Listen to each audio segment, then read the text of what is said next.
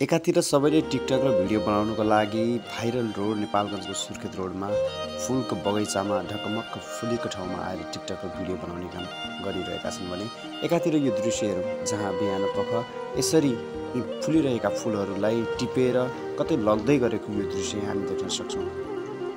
यो हेर्दाखेरि एकातिर नेपालगञ्जको सुन्दरता बढ्दै गएको र दर्शकहरूको आगमन बढ्दै गरेको हामीले देख्न सक्छौँ भने एकातिर यी व्यक्तिले फुल टिपेर ती फुलेका फुलहरू जसले सडकलाई सुन्दर देखाएको थियो त्यही ठाउँमा यसरी फुलहरू टिपेर लगिरहेको यो दृश्य हामीले देखाइरहेका छौँ।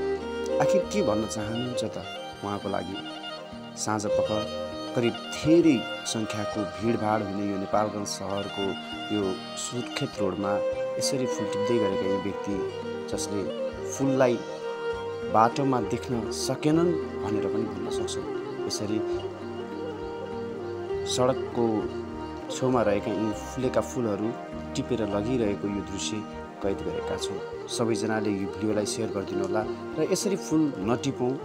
जुन फुलले नेपालगञ्जको अलगै पहिचान बनाएको छ, जुन फुलले नेपालगञ्जलाई अलगै स्वरूप देखाएको छ, सुन्दर देखाएको छ, हजारौँ दर्शकहरूलाई आगमनको लागि अनुगमनको लागि निम्ताएको छ। दर्शकहरूको भिडभाड हुने गर्छ साँझ पख, तर बिहान पख यसरी फुलहरू चुड्दा यी देखिने सुन्दर फुलहरू यसरी ओइलाउँदै जाने गर्छन्।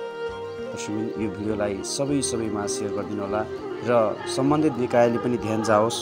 यी फुलहरूको सुरक्षा गरौँ र सुन्दरता बढाउँ र नेपालगञ्जमा जति सक्यो त्यति धेरै पर्यटकहरू भित्र्याउँ।